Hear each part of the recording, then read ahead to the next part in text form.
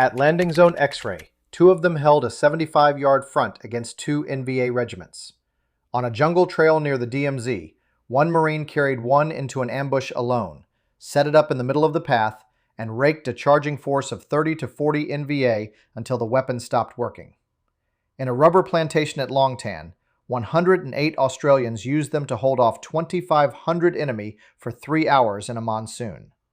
The M60 machine gun weighed 23 pounds, ran away when the trigger sear wore, burned its operators on every barrel change, and averaged 846 rounds between stoppages, 3.5 times worse than the weapon the Army chose to replace it. It was simultaneously the most flawed and the most important squad-level weapon carried by American and Australian infantry in Vietnam. The men who humped it through the jungle had a name for it. They called it the Pig. The enemy knew exactly how to close the gap. NVA Senior General Chu Hui Man, commanding the B-3 Front in the Central Highlands, built his entire tactical doctrine around one principle he later explained to American historians. Grab them by the belt buckle. The closer we come to you, the less your firepower is effective. In triple canopy jungle and waist-high rice paddies, where engagements erupted at 50 to 200 meters with no warning, he was right.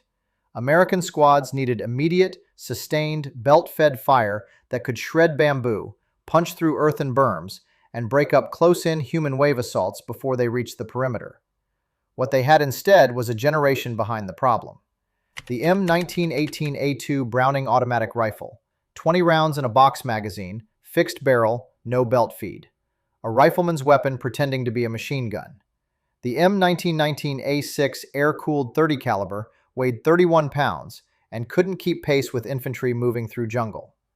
The water-cooled M1917A1 was effectively immobile, and the M16's 5.56 mm round stopped dead in the same bamboo and branch cover that NVA sappers used as concealment. Nothing in a squad leader's arsenal could deliver the volume of heavy caliber fire that the jungle demanded. Spec 4 Victor Renza, B Company, 1st of the 8th Infantry, 4th Infantry Division, arrived in Phu Yen Province in 1966, carrying the weapon the Army said would fix that problem. He was told in training that the life expectancy of an M60 gunner in a firefight was 7 seconds from the moment the first round left the barrel. He carried it anyway. "I could take the gun apart and put it back together in the dark," Renza later wrote. The weapon he learned to strip blind was America's first attempt at the German general-purpose machine gun concept, and it had been born from captured engineering. In the late 1940s, engineers at the Inland Division of General Motors and Bridge Tool and Die Works, with input from Springfield Armory, sat down with two of the most effective automatic weapons the Wehrmacht had produced, the MG-42 and the FG-42 paratrooper rifle. They fused the MG-42's belt feed mechanism with the FG-42's gas piston bolt and operating rod. 3 prototypes, the T-44, T-52, and T-161, led to type classification as the M60 on the 30th of January, 1957. Production was consolidated under Merrimont and its Saco Defense subsidiary in Maine. Some Vietnam-era parts bore Rock-Ola stampings, the same company that made jukeboxes. 23 pounds empty, closer to 30 with a 100-round belt of disintegrating link 7.62 NATO loaded and hanging from the feed tray. Heavy enough that carrying it through jungle was its own punishment. Light enough that one man could fire it from the shoulder if he had to. Its cyclic rate, roughly 550 rounds per minute, produced a sound unlike anything else on the battlefield. Not the ripping shriek of the MG-42 it descended from, slower, deeper. A rhythmic beat the gunner felt through grips, hands, arms, and chest. A grunt turned lethal.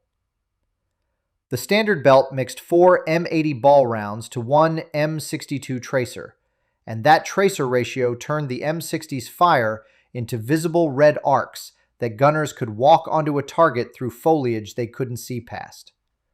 The 7.62 round punched through bamboo and earth that stopped everything the M16 fired. It had one feature no previous American machine gun could claim: a quick-change barrel that made sustained fire possible. It also had one design flaw that defined every gunner's relationship with the weapon: the The bipod was mounted on the barrel itself, so every barrel change meant handling white-hot steel with an asbestos mitt that was never within arm's reach. The comparison told the story. One BAR with 20 rounds and no barrel change. Two M60s per platoon, each belt-fed, each capable of 100 sustained rounds per minute for as long as someone was humping belts through the mud. The engagement that in the Second World War would have been answered by 20-round bursts was answered in Vietnam by hundreds of rounds in seconds. Renza carried No. 1 gun through Phu Yen and Pleiku provinces for a year. When his rotation came, he handed it to a replacement, a PFC named Joe DeLong. What happened to DeLong and No. 1 gun is a story that belongs later. On the 14th of November, 1965, Lieutenant Colonel Hal Moore's 1st Battalion, 7th Cavalry, air assaulted into Landing Zone X-Ray at the foot of the Chupong Massif in the Yadrang Valley. They landed on top of the Pavan 33rd and 66th Regiments. Two M60 crews from Alpha Company, Specialist 4 Russell Adams on one gun with Specialist 4 Bill Beck as assistant gunner, and Specialist Theron Ladner on the second with PFC Rodriguez Rivera, were positioned 75 yards southwest of the company's main line, 10 yards apart, anchoring the critical seam between A and C companies. When a Pavan assault drove straight into that seam, Adams was shot through the head. Rivera went down severely wounded. Beck's ammo bearer panicked and ran back toward the landing zone. Beck fought on alone. "I can remember the extreme heat and exhaustion taking hold now," Beck said later, "like I hadn't taken a breath the entire time." Two guns, 10 yards apart, a 75-yard front.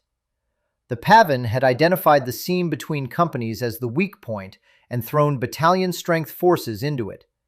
The M60s turned the weak point into interlocking fields of fire, a kill zone where the geometry of two converging beaten zones made penetration impossible.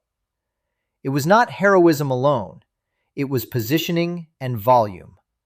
The battle's grounding statistic, 79 Americans killed versus 634 NVA bodies physically counted on the ground.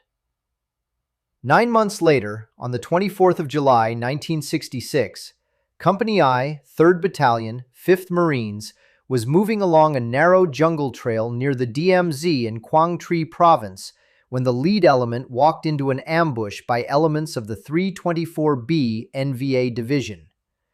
21-year-old Lance Corporal Richard Pittman heard the calls for more firepower, traded his M16 for a squad M60 and several belts, and advanced through mortar and small arms fire into the kill zone. He silenced two NVA automatic weapon positions at point-blank range, then set up the M60 in the middle of the trail. No cover, no flanking option, one man, one gun, one lane of fire, and raked a frontal charge of 30 to 40 NVA until the weapon was rendered ineffective. He continued fighting with a captured submachine gun, a pistol from a fallen Marine, and a grenade. 2/3 of his platoon were dead or wounded. Medal of Honor, presented the 14th of May, 1968. 3 weeks after Pittman's action, on the 18th of August, 1966, the M60 fought its most dramatic engagement on the far side of the Alliance. D Company, 6th Battalion, Royal Australian Regiment, 108 men under Major Harry Smith, was patrolling a rubber plantation 5 kilometers east of the task force base at Nui Dat in Phuoc Tuy Province when they walked into the 275th VC Regiment and D445 Battalion. 1,500 to 2,500 enemy. Each Australian M60 team carried 600 rounds on their bodies. 11 platoon was nearly cut off. Lieutenant Gordon Sharp was killed. Sergeant Bob Buick took command and called artillery within 30 to 50 meters of his own men. At 1800 hours, 2 RAAF 9 Squadron Hueys, piloted by Flight Lieutenants Cliff Doley and Frank Riley, flew through monsoon rain at near-zero visibility and pushed wooden ammunition crates wrapped in blankets through the rubber tree canopy to the men below. After 3 hours, D Company held. 18 Australians killed, 245 enemy bodies counted on the field. The popular claim is simple. The NVA had a standing order to shoot the machine gunner first. It makes a clean story. It does not appear in any verified captured document, any of the nearly 2,500 RAND prisoner of war interviews conducted between 1964 and 1968, or any post-war NVA memoir in open archives. Documented NVA priority target doctrine focused on officers, NCOs, and radio operators, decapitating command, not targeting individual weapons. The 7 seconds life expectancy was American training lore that captured a real truth. The man behind the M60 drew fire because the M60 was the most dangerous thing on the perimeter. NVA Lieutenant General Nguyen Hu An, the battlefield commander at X-Ray, said of the cutoff platoon that held its position largely on M60 fire, "I ordered my men to eliminate that platoon, but they met with fierce resistance. I suppose that when they had to choose between life and death, the Americans chose life. The weapon they chose life with was deeply flawed. Sear wear caused runaway guns, firing that continued after the trigger was released until the assistant gunner broke the belt by hand. The barrel-mounted bipod turned every barrel change into a burn. The stamped aluminum feed tray cover bent under field conditions and put the gun out of action."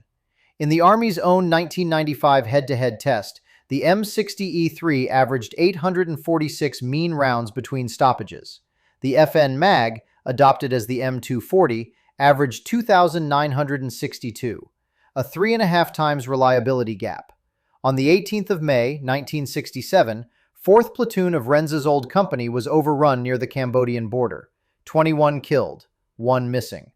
The missing man was PFC Joe DeLong, captured along with No. 1 gun. DeLong was killed attempting to escape from an NVA prison camp in Cambodia. Silver Star, posthumously, 1974. The gun Renza learned to strip in the dark was lost with the man he handed it to. The M240 replaced the M60 in U.S. infantry service. Australia retired it for the FN Minimi and MAG 58. The M60E6 is still manufactured by U.S. Ordnance, still carried by Coast Guard small craft and dozens of Allied militaries. Denmark ordered 700 modernized E6 variants as recently as 2014. What the men who carried it remember is not the specifications. It is the sound, that slow, deep beat, nothing else like it. The weight across the shoulders through a 12-hour patrol, the heat of the barrel through the mitt that was never there. The red arcs of tracer walking across a tree line at dusk.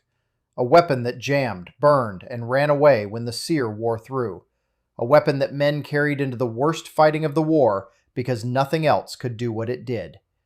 Bill Beck, the assistant gunner who fought alone at X-Ray after Adams was shot through the head and the ammo bearer ran, came home, became a commercial artist in Pennsylvania, and never talked much about the war. He died on the 19th of March, 2025 at 81. He carried the pig for 2 days at X-Ray. He carried what it did to him for 60 years.